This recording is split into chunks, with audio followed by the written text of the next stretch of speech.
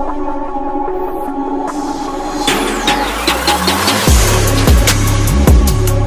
everybody, it's Patrick with Gill's Motorworks. Today I'm home and I wanted to give a review on my 2022 Sportster S Harley Davidson.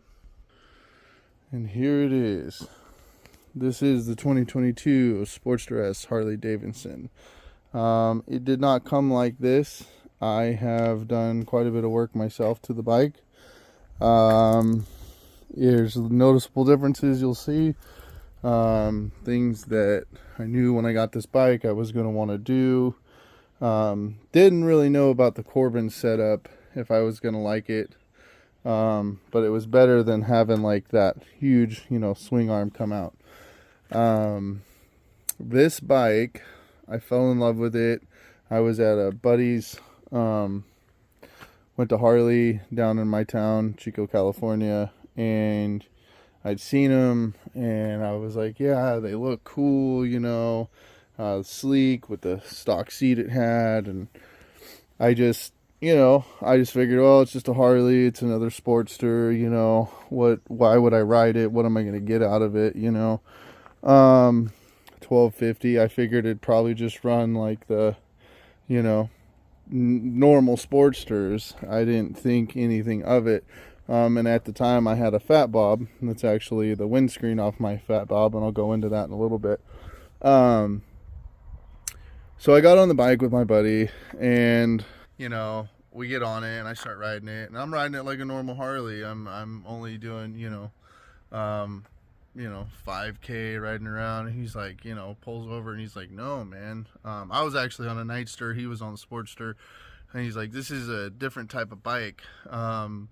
You can run them up to like 10K, no joke, like a street bike. And I was like, whoa, really? And so I started riding it differently, and I started driving it differently, and yeah, I took this thing right up to 10K, started hauling butt on this thing. And that was the Nightster. It's like a 750 or an 850 or something like that. It's noticeably different in power. It's not as powerful as the Sportster S. So then we switched bikes. I get on the Sportster S and we're getting on the freeway, and I have had GSXR 650s, I have had MT-09s, I've had a lot of street bikes, I've been on the track.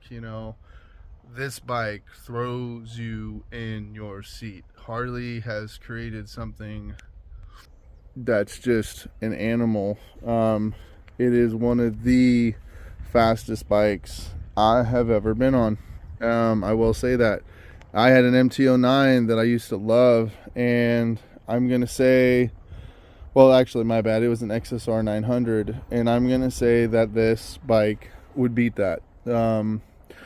It is a 2-cylinder. It has variable valve timing. I'm still waiting on my exhaust. I actually have a Two Brothers system coming for it. I've heard people complain about the exhaust heat and stuff. It really doesn't bug me. I found this bike used. When I started, after I went on the test ride, I was like, oh my god, I am hooked, I am sold. Like I said, I had my Fat Bob at the time. It had a 114 in it. I loved that bike. I did. It was actually a very good bike. There was really no reason I needed another bike, but I found this one out of Yuba City, Harley. They were excellent. It already had the mid controls. Now when you get the Sportster S, that is going to be one of the things you are going to want to do on this bike, is mid controls. And the reason why is because if you are any kind of a street bike rider, have rode street bikes, you are going to want that feeling on this bike, because this bike is very power bandy. It's very like it kicks your butt. And when you get into the high RPMs, just like a street bike, it's going to take off. It's going to stay in the power band. You're going to want to stay in control. What I did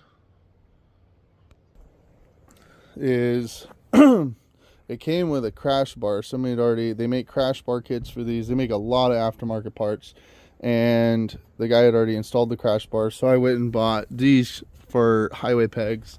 If you want to just chill and you're going down the road, and you just want to be comfortable, you can totally put your legs forward, and it almost feels just like forward controls. So I've owned the bike for about 4 to 5 months, I'd say now.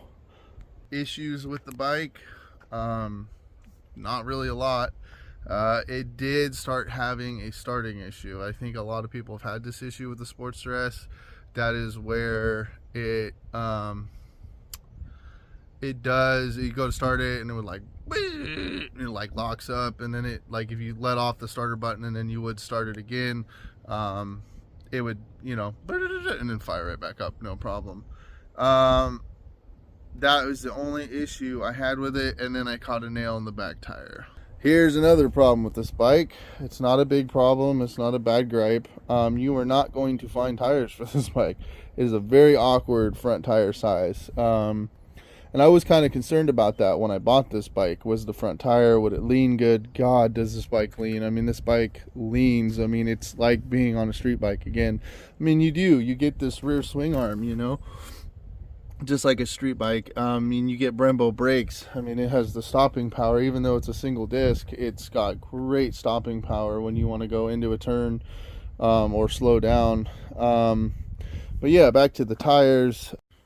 So these are a Cruise Tech tire. I did find these at Cycle Gear, and the problem here is because the front tire is a very off-brand size. I could have went stock back with the Harleys. I think they were Dunlap, but I started reading that the Cruise Techs actually gripped better.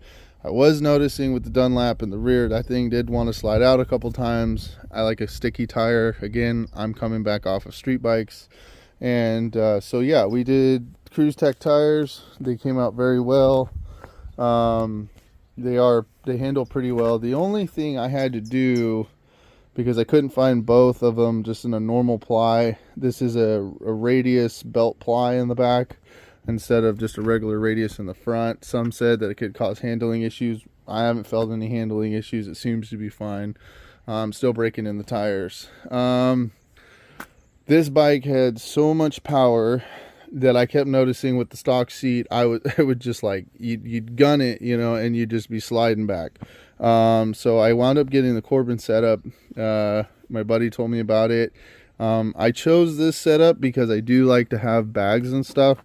So I don't know yet if I'm going to keep this setup, but for now it seems to work.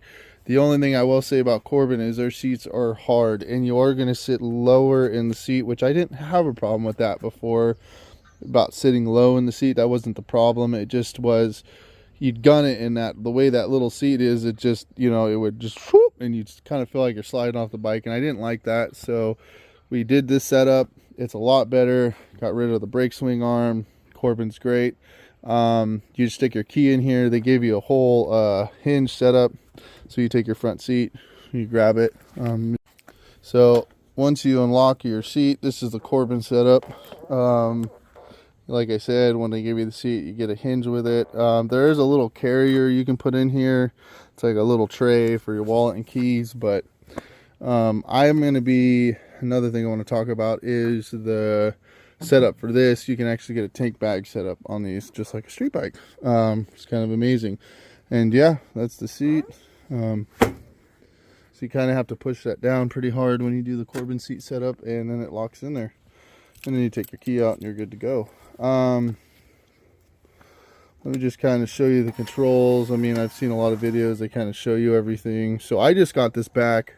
Funny story, these are actually off my XSR 900, these mirrors. It had, when I got it, these gray Harley mirrors. I did not like it.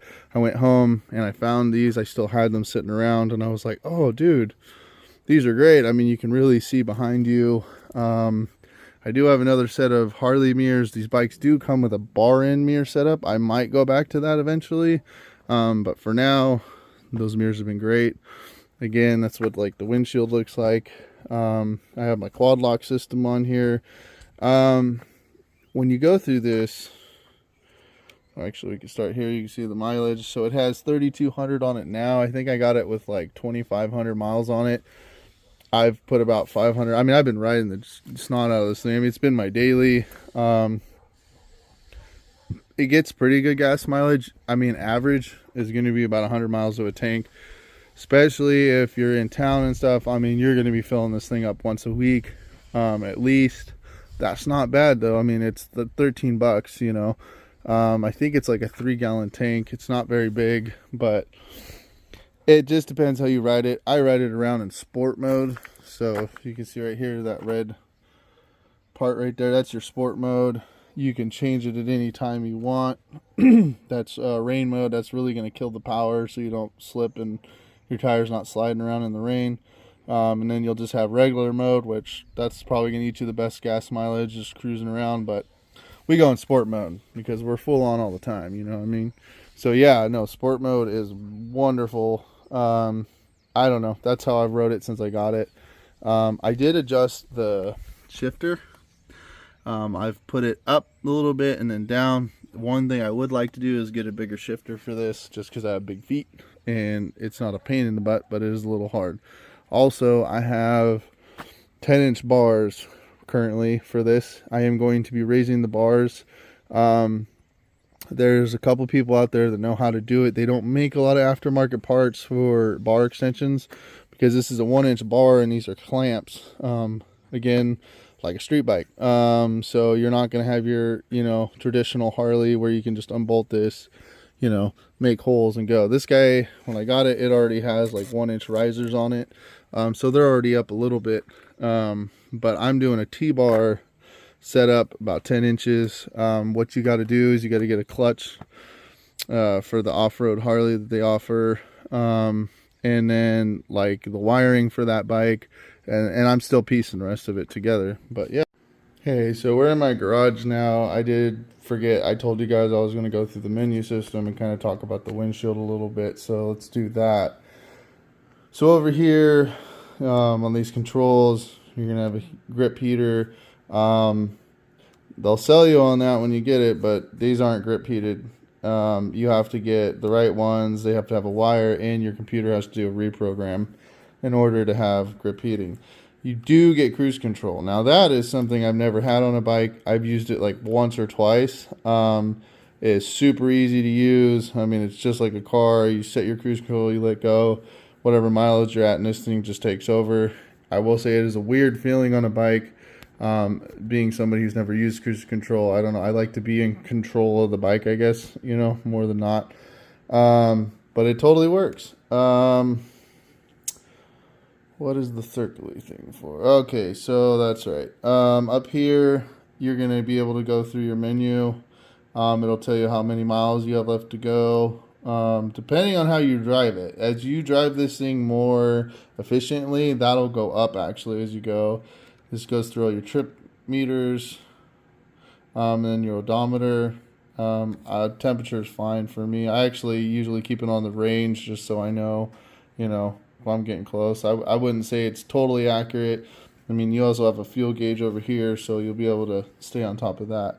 Down here, you will have your blinker. You know, I gotta say that is the one thing I do miss, as I did miss my blinkers on both sides. I get it. They're putting a lot more controls. There's a lot more going on.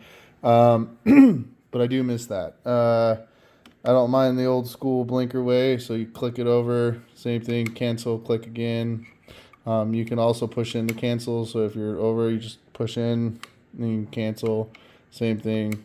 You get two options on how you want to cancel or do your turn signals. These are going to be your passing lights. And then that's going to be your high beam when you flip up. So it's all there. And that's just basically this side of things. Also, when you hit here, this is your menu button. You can go into your maps. You do have to go on the Harley app and to connect that through Bluetooth. Honestly, I have the quad lock system, so I just still use my phone.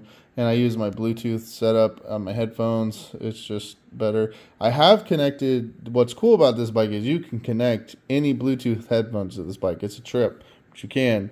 I just didn't find it to be loud enough for me. I don't know. I mean, I know you're not supposed to have deafening loud and you want to hear everything around you, but it wasn't bad. It was actually pretty cool. It just wasn't loud enough for me, but I was able to go into the music and like, it's weird. Your phone connects the music and your headphones connect separately. It is kind of a trip when you do it. So here you'll go into your bike information. This is your tire pressure. You can see my rear tire has already lost a pound of pressure, probably because it's really cold out today. So when you start riding, don't be surprised if that doesn't go back up a little bit. Battery voltage is at 12. It gives you your temperature. You can run diagnostics on your system and see if you have any codes. I'm not going to do that today. So this is where you can set up your Bluetooth, and you can also set up like your ride customization, which is really cool. You can go into your ride modes, and you can see you have like rain mode, there's road mode, there's sport, or you can make your own custom ride modes. Very cool stuff. You have to kind of go into here and then copy from another mode. You kind of just start there. You can say, yeah. You can go in here, like, what mode do you want to copy from? Well, let's copy from sport. And then you're going to hit, yeah. And then you can actually just go in here to, like, your engine map. And you can custom set your own ride mode as to what you want. Sorry, the light turned off in my garage, so I had to turn it back on. Anyways, so yeah, you can start off, I would say, like sport, and then you just hit back. See, it shows you screens, and then these are the buttons you're going to use to do what you want. I'm a sport nerd, so anyways, engine braking. Yes, there's engine braking. This is great, actually. If you really want to have the engine brake for you, so when you let off the throttle, this thing is going to decel pretty powerfully if that's what you want. You can turn your throttle response back up, go to max. It's not bad. You can have your traction control off. You can just do sport. I think pretty much there's another button down here for traction control. Let's see if I can get that to zoom in better. Anyways, yeah, so that is going to be that's if you hold that down, that'll shut traction control off. And then this is if you had like a Senna setup or something and you want to talk into your headset. Anyways, back to this. We're going to go back. Anti-lock braking. I think you can do off-road, and that's pretty much going to, like off-road is going to turn it off. But, so it's kind of on, I guess. Suspension dampening. I don't think we're going to be allowed to go into that because we don't have that. And adaptive ride height, I don't think that's I want to say it's probably, they probably have a setup for that. I'm guessing they probably sell the parts for that, and that might not be a bad deal to look into, because yes, if you're worried about it being a little bit of a rougher ride, that could be a thing. So anyways, that's ride modes. You can change your appearance. You can turn up the screen brightness. You can have it do auto brightness for day and night, just like cars do. This is where you can go into Bluetooth, and this is what's the trip. So you can add your phone, but you can also add any headset you want that's Bluetooth, as long as it picks it up. I have like Beats by Audio, and it picks up my headphones. Super cool. Again, it just wasn't, I think because of the Bluetooth, I remember somebody else saying it was like only a 2.5 series Bluetooth system. It wasn't good enough. You can have your phone notifications on. You can do your software. I don't think there's an update. You'd have to connect a USB drive to it and then do that. You probably have to go to Harley for that one. Anyways, you can go back to home from there. So you get your maps, music, bike, settings, and then just back to home. And that's really it. There's really nothing else as far as that would go. Now, if you did have your music hooked up, what's really cool is you can have your play, your volume up, change your songs. I did like that. That totally wasn't a thing. You got your hazard buttons here. That's your off. That's your on. That's your start button. Now, another thing I would say, let's see, we'll shut it off. And then I'll show you. One thing you want to do is you want to let this thing load up before you start the bike. I know that's probably maybe a hindrance to some people, but you do want to do that. That's another thing I forgot to mention. And I have never found it in the menu, but this thing has lean sensitivity. So if you're leaning and you have it in sport mode, it's going to pick up where to put traction control. So it has, it learns when you like lean and stuff, where to put the traction control and stuff. I mean, this bike is fully loaded. It's just an amazing rig. I mean, you literally get your off the line, brand new. You get these, or you can adjust your, you know, where you want your clutch, where you want your brake. It has it on this side as well. One thing I saw when I saw this bike is I did want to do the windshield. I had my Fat Bob, and I was like, dude, that looks like that would bolt right to it. And it did. I actually took the blinkers, and you can see back here, I took the blinkers, I just moved them down. I put my clamps on, and everything just matched right up. And this was already on my Fat Bob, so I put it on there. Does rub just a little bit here, just a little bit. I think once the T-bars are on, it'll probably clear a lot better. But yeah, I mean, the only thing I could say is it might look a little goofy because the Fat Bob has a bigger headlight. In all honesty, you could actually take the Fat Bob headlight and probably make this mock-up and work if you really wanted to go that road. I don't really mind it. Looks fine to me. You know, people still really love this bike. I love this. It does keep the wind off of you. One thing about this bike, you're not going to have to worry about that, though. It rides like a street bike. Like, honestly, without the windscreen, when I first rode it, I was doing like 100 plus and didn't really feel the wind. That's with its little screen it had on it. I'll just show you guys, this is pretty much everything. I have the like original seat. I still have the original piece to the back. I don't know if I'm going to go back to that. I don't think I'm going to. I mean, I'm not going to do the rear swing arm again and stuff. So, I don't know about all that yet. We'll get that figured out. There's a few other setups you can do besides these. It was pretty expensive. I do like the look of it. You keep the blinkers. These are OEM. You keep the OEM taillight. I wasn't against it. I'm still waiting for my license plate from the dealer. You know, I wasn't against it. So, I just like that look, you know, flush better. So anyways, that was the controls. There's the windshield. I'm trying to think of anything else that I've done to this bike yet that I could show you guys. I mean, I've showed you the foot pegs. Oh, my handlebars. Check this out. So my first take on the handlebars was going to be this, which I got for like $100. I think they're like 5-inch rise bars. I'll be selling these too if anybody wants them. But then I found these, and these are a 1-inch. They're like a 10-inch bar. These are gonna just, you know, they're gonna strap right onto here. I am gonna have to lengthen some stuff, but I mean, look where you'll be riding. The seating position will be a lot better because you're gonna be sitting back more. This is just gonna be a way better setup with the T-bars. So I've installed a lot of bars. I do a lot of motorcycle stuff for my friends, and so I will be doing that soon and show you guys soon. But yeah, that's it. Thank you. Yeah, this is let's see how our cold start goes here.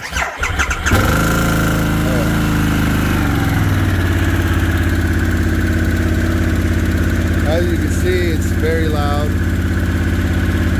when it warms up. I'm really excited for that exhaust. I can't wait to get that exhaust. But the starter seems to start a lot better. It also does have a tire pressure monitor system and ABS. I have all that disabled, I believe, and traction control. I'll show you where you can go in. You can set your own way you want to do it. But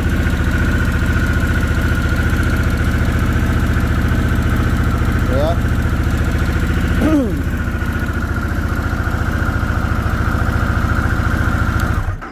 So another thing with this bike is you really want to let it warm up. When I first started the bike, I was like, whoa, this does not sound like a Harley. It doesn't sound like a Harley because it's just a different motor completely. It's very ticky. I believe that has a lot to do, because I'm a mechanic, I'm going to bet that has to do with the variable valve timing solenoids. I'm not quite sure, but this motor does have variable valve timing. This motor, or this bike in general, actually I would say the son to the V-Rod. The V-Rod was the first motor where they made this engine. Yeah, so this motor in this Harley, these are called the Revolution Max. And now the V-Rod had the first Revolution engine, which came from Harley's 1250R street bike plant. And the V-Rod didn't do very well for a long time. People still buy them. There's actually a good market. I actually have one currently, but I'm selling it, and I got a buddy I've built it, did a bunch of custom stuff to it. But yeah. So this bike is the son to that bike, and it's better in a lot of ways. It's a lot more powerful. You have a 6-speed transmission. It's just a great bike. I've not had any problems with it, like I said, but it is definitely one of the fastest bikes I've owned. Handling wise, it handles insanely well. I mean, you can do 120 miles an hour on this thing and still feel like you can keep going. It has fully adjustable suspension. When I got it, I went through Harley's instruction book and adjusted it based off how they said. There really was no fork dampening done on here. It was all turned down and real soft, and I think somebody probably did it on purpose, because the one downfall I have found with this bike is the suspension travel is very small. I think it's like 2 inches. I am going to be looking into that. They do sell... They sell like a 1-inch lift. You can lift the rear. I don't know if that helps with shock travel. I'm going to say it probably doesn't, because I think shock travel just is what it is in spring rate. I might also be looking at putting like a bigger shock in the rear, maybe a little bit more spring rate. It's not the worst thing in the world. I mean, this bike isn't a cruiser. It's a sport bike. I mean, it's like a street bike, like anything. It's not going to be the softest ride in the world, but it's going to handle turns. It's going to do what you want. And before you go buy a street bike, I would say consider this thing. I mean, if you're like Harleys, or you ever thought about getting a Harley, this very well could be the bike for you. It's nuts. I mean, you get GPS, you get Bluetooth. I mean, there's a lot of things in this bike that come with this bike. And people stop me everywhere. They're like, I love this bike, it looks cool, you know, it's something different. And then, yeah, I mean, I rolled up on an MT-07 and we were going up a hill, and he was like, oh, you kind of laughed at me, and he took off, and I was like, see ya. I mean, these bikes are powerful. So if you have any questions about it, or you're thinking about getting one and you want to ask me anything, you can. I mean, I want to make more videos about it. I'm not really done with it yet. Putting the handlebars in is going to be very interesting. Like I said, I got to get parts off of a Pan America to get the bars to rise. So it'll be like the Pan America clutch cable, the Pan America wiring harness for the handlebars to extend them, and then I think I have to get a custom made brake cable to fit the 8 to 10 inch bars, and then that'll be it, really. I don't really know a lot more they want to do. The one thing I did do is I got this seat. It's called a wild ass seat. I did get this. This is like the air one. You just blow it up by mouth.